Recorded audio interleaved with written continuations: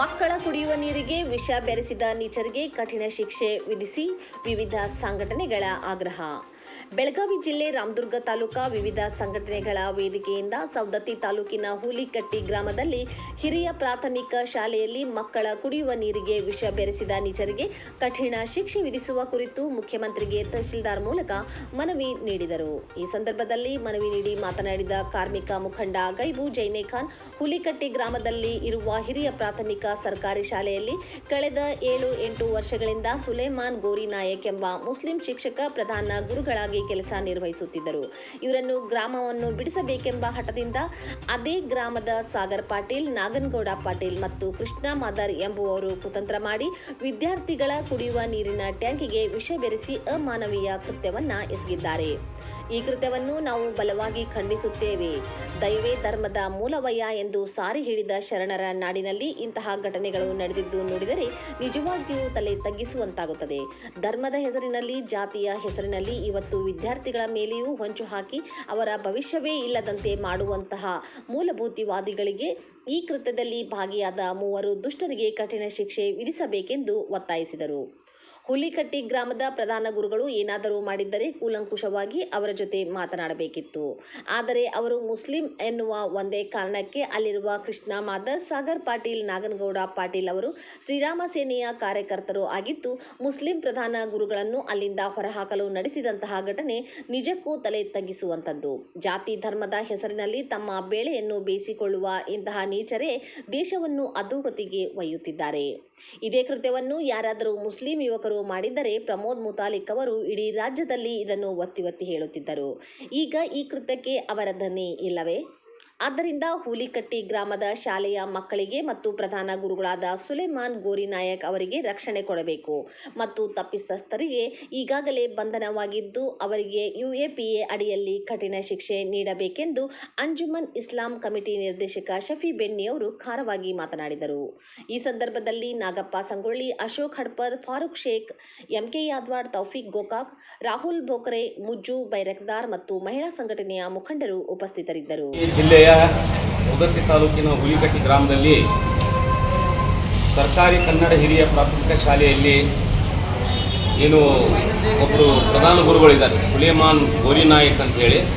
ಕಳೆದ 7-8 ವರ್ಷಗಳಿಂದ ಅವರು ಅಲ್ಲಿ ಪ್ರಧಾನ ಗುರುಗಳಾಗಿ ಕೆಲಸ ಮಾಡ್ತಾ ಇದ್ದಾರೆ.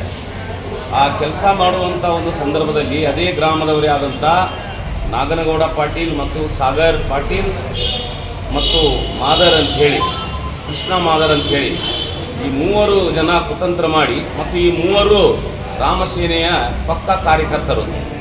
ಈ ರಾಮಸೇನೆಯ ಕಾರ್ಯಕರ್ತರು ಇವರು ಇರುವುದರಿಂದ, ಇವರು ಹಿಂದೂ ಮೂಲಭೂತವಾದಿ ಇರುವುದರಿಂದ ಮತ್ತು ಹಿಂದುತ್ವವಾದಿ ಇರುವುದರಿಂದ ನಮ್ಮ ಗ್ರಾಮದ ಶಾಲೆಯಲ್ಲಿ ಮುಸ್ಲಿಂ ಪ್ರಧಾನ ಗುರುಗಳು ಇರಬಾರ್ದು ಅನ್ನುವಂಥ ಒಂದು ನೆಪ ಮಾಡಿಕೊಂಡು ಒಂದು ಕುತಂತ್ರ ಮಾಡಿ ಇವ್ಗೆ ಹೆಂಗಾರು ಮಾಡಿ ಇಲ್ಲಿಂದ ಓಡಿಸಬೇಕು ಅನ್ನುವಂಥ ಒಂದೇ ಒಂದು ಕಾರಣದಿಂದ ಅಲ್ಲಿ ವಿದ್ಯಾರ್ಥಿಗಳು ಕುಡಿಯುವಂಥ ಒಂದು ನೀರಿನ ಟ್ಯಾಂಕ್ನಲ್ಲಿ ಆ ವಿಷದ ಬಾಟ್ಲಿಯನ್ನು ತರಿಸಿ ಅದೇ ಶಾಲೆಯ ಸಣ್ಣ ಹುಡುಗರ ಕೈಲಿ ಒಂದು 500 ರೂಪಾಯಿ ಕೊಟ್ಟ ಆ ವಿಷ ಅದರಲ್ಲಿ ಹಾಕಪ್ಪ ಅಂಥೇಳಿ ಆ ಹುಡುಗರ ಕೈಲಿ ವಿಷ ಹಾಕ್ಸ್ಯಾರ.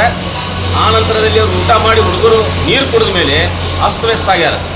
11-12 ಜನ ಅಸ್ತವ್ಯಸ್ತರಾಗ್ಯಾರ. ಇಮ್ಮಿಡಿಯೇಟಾಗಿ ಏನೈತಿ ಅವರನ್ನು ಸರ್ಕಾರಿ ಆಸ್ಪತ್ರೆಗೆ ಸೇರಿಸಿ ಈಗ ಅವರ ಆರೋಗ್ಯ ಸುಧಾರಣೆ ಆಗೈತಿ. ಇದು ಏನು ಅಲ್ಲಿ ಪ್ರಧಾನ ಗುರುಗಳಿದ್ದಾರೆ ಅವ್ರ ಮೇಲೆ ಹಾಕಿ ಅವರನ್ನು ಊರು ಬಿಡಿಸ್ಬೇಕಾ ಅನ್ನುವಷ್ಟರಲ್ಲಿನೇ ಇದು ಯಾರು ಮಾಡ್ಯಾರ, ಏನು ಮಾಡ್ಯಾರ ಅಂಥೇಳಿ ಸವದತ್ತಿಯ ಪೊಲೀಸ್ ಇಲಾಖೆಯವರು ಭಾರಿ ಚುರುಕಾಗಿ ಕೆಲಸ ಮಾಡ್ಯಾರ.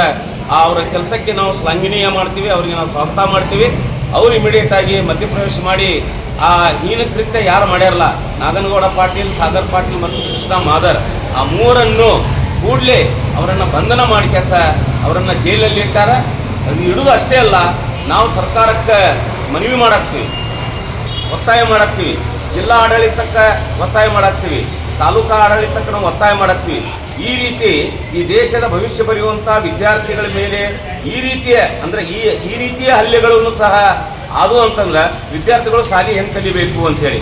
ಅಲ್ಲಿ ಅಡುಗೆ ಮಾಡೋರು ಇರ್ತಾರೆ, ಅವ್ರ ಮ್ಯಾಗೂ ಬರ್ಬೋದು, ಅವ್ರು ಹೆಂಗೆ ಕೆಲಸ ಮಾಡಬೇಕು, ಶಿಕ್ಷಕರು ಹೆಂಗೆ ಕೆಲಸ ಮಾಡ್ಬೇಕು ಅನ್ನುವಂಥದ್ದು ಐತಿ. ಅದಕ್ಕೇನೈತಿ ಪ್ರತಿ ಶಾಲೆ ಆವರಣದಲ್ಲಿ ಸರ್ಕಾರ CC ಕ್ಯಾಮ್ರಾಗಳನ್ನು ಅಳವಡಿಸಬೇಕು ಅನ್ನುವಂಥದ್ದು ಒತ್ತಾಯ ಮಾಡ್ತೀವಿ. ಮತ್ತು ಆ 3 ಸಾಗರ್ ಪಾಟೀಲ್, ನಾಗನಗೌಡ ಪಾಟೀಲ್ ಮತ್ತು ಕೃಷ್ಣ ಮಾದರ್, ಆ 3 ಏನೈತಿ ತಡೀಪಾರ್ ಸಜೆಯನ್ನು ಕೊಡಬೇಕು ಅನ್ನುವಂಥ ಒಂದು ಒತ್ತಾಯ ಇವತ್ತು ಮಾಡ್ತಾ ಇವತ್ತು ಒಂದು ಸಣ್ಣ ಪ್ರತಿಭಟನೆಯ ಮೂಲಕ ನಾವು ಮುಖ್ಯಮಂತ್ರಿಗಳಿಗೆ ಒತ್ತಾಯ ಮಾಡತ್ತೀವಿ. ಅದೇ ರೀತಿ ಜಿಲ್ಲಾಧಿಕಾರಿಗಳಿಗೂ ಒತ್ತಾಯ ಮಾಡಕತ್ತೀವಿ. ದಯವಿಟ್ಟು ಏನಂತೆ ಆ ಮೂವರ ಮೇಲೆ ಕ್ರಮ ತಗೋಬೇಕಂತೇಳಿ ಇವತ್ತು ನಾವು ಪ್ರತಿಭಟನೆ ಮೂಲಕ ಮನವಿಯನ್ನು ಕೊಡಲಿಕ್ಕೆ ಬಂದಿವಿ. ನಮಸ್ಕಾರ. ಹುಲಿಕಟ್ಟಿ ಗ್ರಾಮದಲ್ಲಿ ಒಬ್ಬ ಅಲ್ಪಸಂಖ್ಯಾತ ಶಿಕ್ಷಕನ ಮೇಲೆ ಒಂದು ದುರುದ್ದೇಶದಿಂದ ಅಲ್ಲಿ ಇರ್ತಕ್ಕಂಥ ಊರಿನ 3 ಜನ ಅವರು ಶ್ರೀರಾಮ್ ಸೇನೆ ಸಂಘಟನೆಯಿಂದ ಅವರ ಒಂದು ಸಂಬಂಧವನ್ನು ಇಟ್ಟುಕೊಂಡಿದ್ದಾರೆ. ಅಲ್ಲಿ ಅವರವರಲ್ಲಿ ಯಾವುದೋ ಒಂದು ಭಿನ್ನಾಭಿಪ್ರಾಯಗಳನ್ನು ತಗೊಂಡು ಆ ಊರಿನಲ್ಲಿ ಅಲ್ಪಸಂಖ್ಯಾತ ಶಿಕ್ಷಕ ಅದು ಹೆಡ್ ಮಾಸ್ಟರ್ ಆಗಿ ಆ ಶಾಲೆಯಲ್ಲಿ ಇರಬಾರ್ದು, ಅವನಿಗೆ ತಕ್ಕ ಪಾಠ ಕಲಿಸ್ಬೇಕು ಮತ್ತು ಆ ಊರನ್ನು ಬೀಳಿಸ್ಬೇಕಂತೇಳಿ ಇವರು ಎಂಥ ಕೆಲಸ ಮಾಡಿದ್ದಾರೆ ಅಂತಂದರೆ ಒಂದು ದೇಶದ್ರೋಹಿ ಕೆಲಸವನ್ನು ಮಾಡಿದ್ದಾರೆ.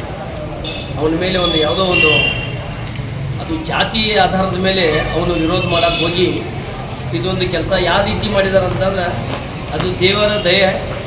ತಕ್ಷಣಕ್ಕೆ ಅದು ಎಲ್ಲರ ಗಮನಕ್ಕೆ ಬಂದೈತಿ. ಅದು ಏನೋ ಒಂದು ವಿಷಯ ನೀರಿಗೆ ಬೆರೆಸುವಂಥ ಕೆಲಸವನ್ನು ಅದು ಒಂದು ಹುಡುಗನ ಮುಖಾಂತರ ಮಾಡಿದ್ದಾರೆ.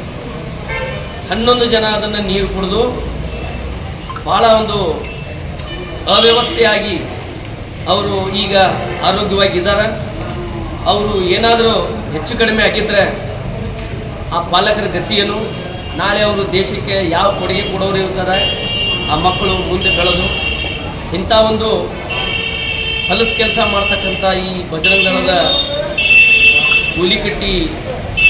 ಬಜರಂಗದಳ ರಾಮ ಸೇನೆಯ ಕಾರ್ಯಕರ್ತ ಅವರನ್ನು ಈ ಕೃತ್ಯ ಇದರಲ್ಲಿ ಕಠಿಣ ಶಿಕ್ಷೆ ಅಲ್ಲ, ಅವರನ್ನು ದೇಶದ್ರೋಹಿ UAPA ಕೇಸಲ್ಲಿ ಅವರಿಗೆ ಫಿಟ್ ಮಾಡಬೇಕು.